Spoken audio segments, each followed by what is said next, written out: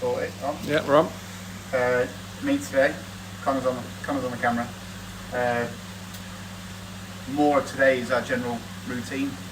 We have to do daily, twice a week. I'm doing this sheet.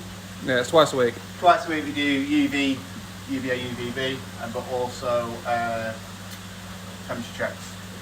Temperature checks is sometimes a little bit dependent in here because when you come over to this thermometer, can you get that in there, mate? Can you get the temps in there? Yeah, you can see the graph there. Right, so what we try and mimic here, we've got in the day, we've got 4-hour interval periods where we know if we're all going to go on holiday, the sun's just coming out, is during the course of the day the temperature begins to rise, they peak for 3 or 4 hours of the day and then begin to drop back off. Typically we do it here more because we've got so many animals, this electricity would be off the chart, but also we won't be able to create a little mini environment within these small vivariums. Now, the reason why we get away with the store is keeping the animal in here, because obviously this is only temporary housing. Obviously we want the pets to go to you, that's why me and Connor are obviously still at work, we're making sure their needs are getting tended to. But we're really, really strict on the temperatures and making sure they get a good thermal gradient. When you begin to look in the wall, depending what we've got at the time, here's a section of different geckos, dragons, some uromastics, some of cybergarments, which are the recent ones hatched actually. We can actually get an update on them. And we'll have a look in their enclosure, funnily enough. What we find here is we come in and the lights are on and everyone thinks it's necessarily probably alright. But with the times changing now in the daylight hours, did it go back or was it forward? Forward they went, I think. Went forward. But so your parameters within the enclosure will have actually changed. Now, if you just keep the camera there, Connor, if you just look on here now, can you see in the gun? Yeah. So we've still got a basking spot here of 96, 97. But what we'll find over here now, if Connor can see that, so it's down to 90, 89. Now, it's still a 10-degree near fluctuation, but you'll find hours now, so the bulbs are starting to glow on because these digits in and out. So obviously now this terrarium is actually open, it's detected it's cooled actually down, so it will carry on heating it up to where we need to be. Just stay there, Connor, 1 second. It's important using thermostats, you see, just so you can regulate the temperature rather than just having it on constantly. Just check this 1 second. Now, can you see that UVA reading there? Yeah. So these guys want to be around 4s, maybe 5s, but that's quite high. But if you have a look at, if you just come back out a little bit, in the terrarium there, the animal's quite hard to get to that. So really we need to be taking it off where it can perch. So depending now, this cage, because these thin branches, if you look here, have moved.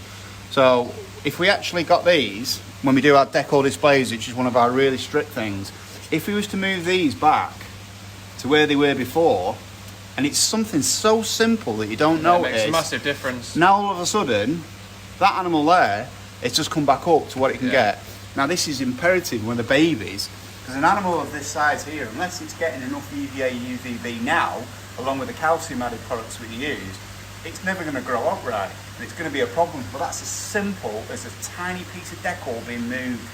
But the next problem, which is spring, which I want everyone to really have a good think about this, is the UV tubes, even though they're on, the gases within begin to wear out. So they don't, even though it's fired up, your tubes shelf life 6-9 months, some of them maybe up to a year.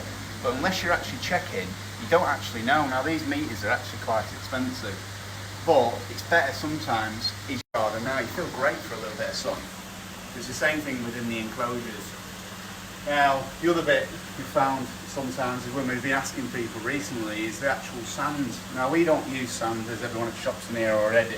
We use more of the clay-based substrate. It's particularly hard to sieve.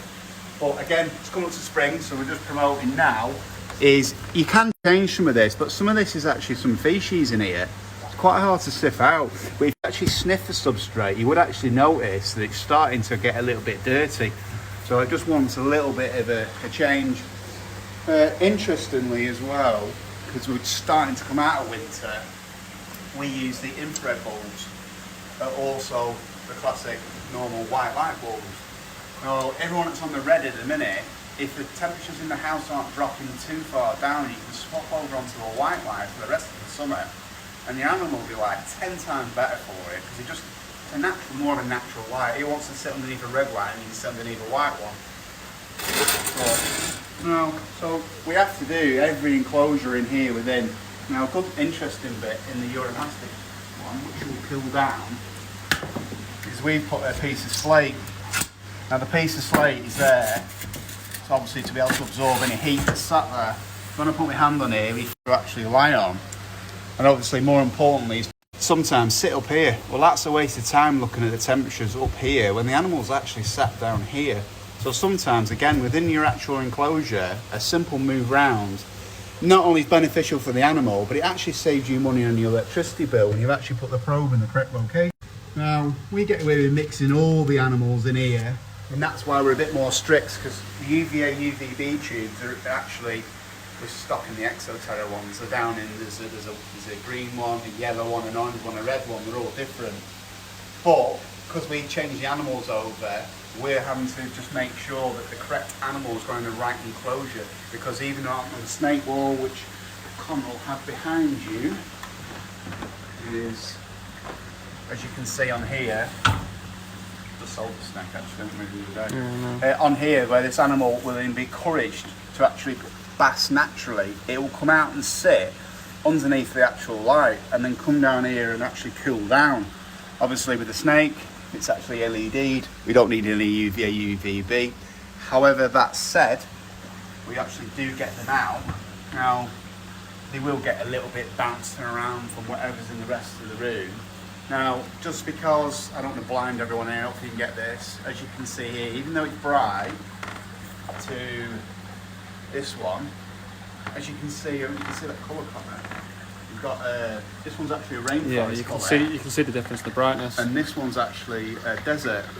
But even so, without the animal, when you look at a basking position here, that's only actually coming up to 0.1. Now this is designed for our chameleons. So when a chameleon actually sits on there, look, not getting that much. No, it's not a whole as you lot. can see. But when we come round onto the other one, see it's that. So this is the one we use in store. Most of you don't always get to visit us, but as you can see, by moving that, look how much it drops down. Massive how much it is in just such space of time. So you can give the animal a choice of which basking spot it wants to sit on. So you've got one with a lot, still heat, not as much UVA, UVB. Obviously, a lot more UVA, UVB, but just brightness doesn't always mean to say it's actually emitting anything that's actually needed. On, what do we not cover on our sheet? Let's have that our sheet. See them heats. Just show you here. Work it. As you can see, we've got the date, we've got the bib number, so we know which one it is we're doing. We've got the UVB rating, we've got the ambient, seeing where that is. We've got the cold spot as well, the hot spot, and then we've got any additional notes. So if we don't have an animal in the bib at the time, what we can do is we can take a note in an empty bib, so then when we're putting the animal into the bib next time, what the UVB is, we know what the heat is, we know which animal's best suited towards that variant. Alright, no. So, you'd be surprised if you actually even analyse your own enclosures at home, because obviously so many people got animals, they're used to the same thing. So I think really with this, I know it's going to dip down in cold, obviously these next few weeks we're still going to get the frost, but if you can actually change the enclosure around, you'll find is you can probably save money. That's brilliant. You can save money on the electricity bill by the probe and the decal being in the right position, but also a good spring clean and clean it out, and you'll find the activity from the animals fourfold.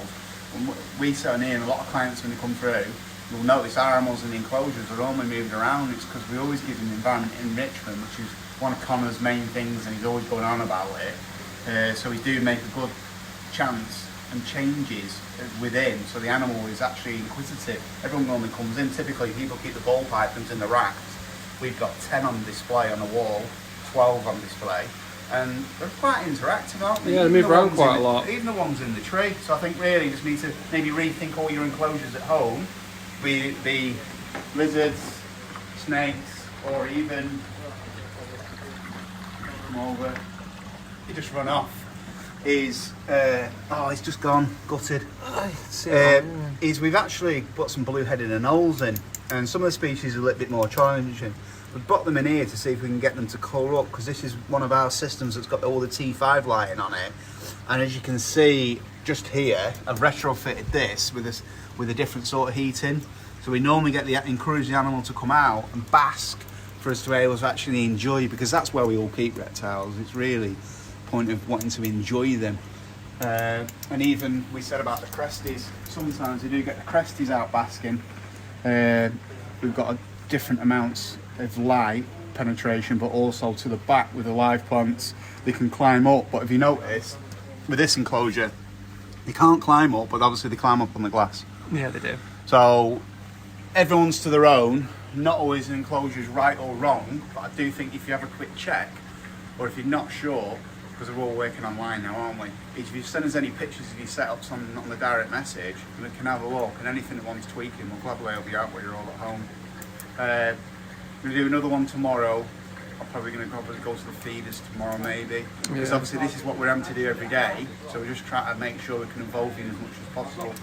Anyway, stay safe everyone, and we'll catch up with you tomorrow.